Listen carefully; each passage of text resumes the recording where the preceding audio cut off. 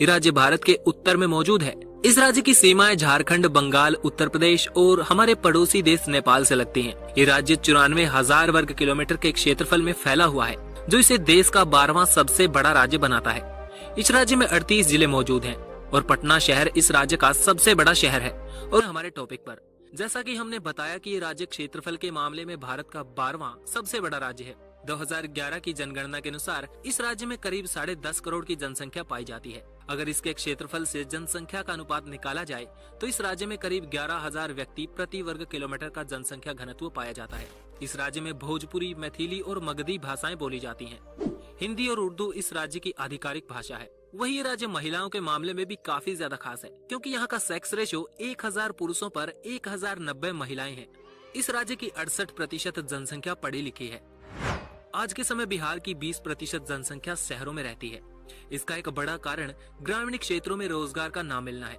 बिहार के ग्रामीण क्षेत्रों के लोग बिहार के अलावा भारत के कोने कोने तक और विदेशों में भी पहुंच चुके हैं। बिहार की जनसंख्या में 58% लोग 25 वर्ष से कम आयु के हैं। इस आधार पर बिहार को युवा राज्य भी कहा जा सकता है। बिहार के लोग देश के लिए बहुत ही ज्यादा महत्वपूर्ण हैं। प्राइमरी सेक्टर में काम हो या बड़े अधिकारी पदों के लिए अधिकारियों को तलाशना हो, बिहार वो भूमि है जहाँ की मिट्टी से हर तरह के लालों को जन्म मिलता है। आज ही नहीं, इतिहास में हजारों साल से बिहार पॉलिटिक्स, इकोनॉमी और एजुकेशन का हब रहा है। चंद्रगुप्त के समय से इस राज्य का इतिहास चला रहा है। दुनिया में फैला महान दर्शन बौद्ध दर्शन भी इस राज्य में काफी ज्यादा फैला हुआ था। एक समय में बिहार दुनिया भर के लोगों के लिए शिक्षा का केंद्र माना जाता था। आज के समय बिहार को भारत के पिछड़े राज्यों में जरूर गिना जाता है, लेकिन यही बिहार देश की इकोनॉमी के लिए आज सबसे महत्वपूर्ण बना हुआ है। बिहार में पाइराइट के 95% रिसोर्सेज मौजूद हैं। कुछ ही महीनों पहले बिहार के जमुई में सोने की खदान भी मिली है, जो भारत के गोल्ड रिजर्व का 44% है। 2013-14 में बिहार की जीडीपी 3600 बिलियन भारतीय रुपए के आसपास हुआ करती थी, जिसमें 22% एग्रीकल्चरल, 5% इंडस्ट्रीज और बाकी का हिस्सा सर्विस सेक्टर से बिहार को पैसे देता है। इस राज्य की जनसंख्या में से 80% लोग एग्रीकल्चर से जुड़ा हुआ काम करते हैं। बिहार भारत का चौथा सबसे बड़ा सब्जियां उगाने वाला और 8वां सबसे बड़ा फल उगाने वाला राज्य है। बिहार के बेगूसराय में सबसे ज्यादा इंडस्ट्रीज मौजूद हैं, जिस वजह से इसे बिहार की इंडस्ट्रियल कैपिटल भी कहा जाता है। इसके अलावा हाजीपुर, डालमियानगर, मुंगेर और बरौनी में भी इंडस्ट्रियल एरिया मौजूद है।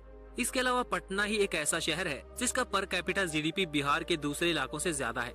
इसके अलावा बिहार भोजपुरी गाने और फिल्मों के लिए भी पॉपुलर है। भोजपुरी इंडस्ट्री में आज के समय काफी ऐसी फिल्में बनाई गई हैं जो देश भर के लोगों द्वारा देखी जाती हैं।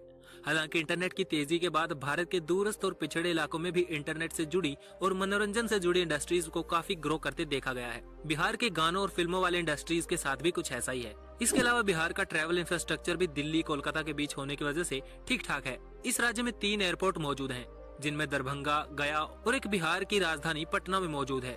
इस राज्य में रेल मार्ग का जाल भी काफी अच्छा बिछा हुआ है। बीएसआरटीसी बिहार में रोडवेज बसों का संचालन करता है। पटना बिहार का पहला ऐसा शहर होगा जहां पे मेट्रो लाइन बनाई जाएगी।